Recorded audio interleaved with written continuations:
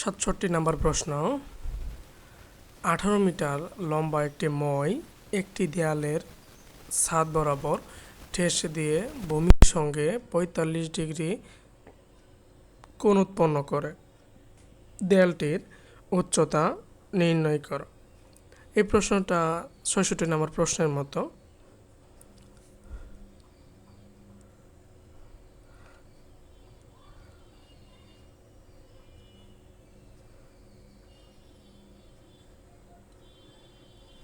ভূমির সাথে 45 ডিগ্রি কোণ উৎপন্ন করতেছে এ বি সি। এই যে মই এসি, এটা হচ্ছে 18 মিটার। দেয়ালটির উচ্চতা H.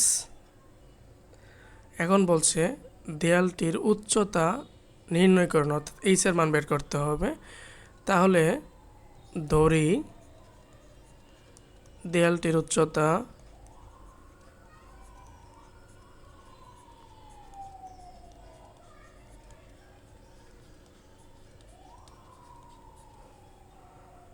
Equal 8 metre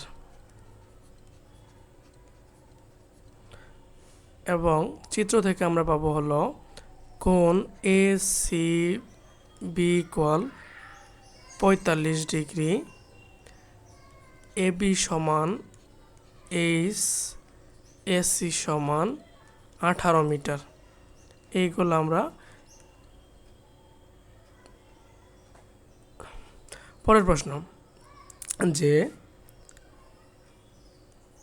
A B C ত্রিভুজ হতে পায়, এবিসি ত্রিভুজ হতে পায়। আচ্ছা, এখন অতিভুজ এবং লম্বের মান দেওয়া আছে, তাহলে আমরা লিখতে পারবো যে sine A C B equal A B divided by AC.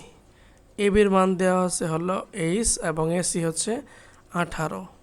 তাহলে সাইন 45 ডিগ্রির মান হচ্ছে 1 divided by √2, 1 by √2 equal H divided by 18 বা √2 এইচ ইকুয়াল 18 বা এইচ ইকুয়াল 18 ডিভাইডেড বাই √2।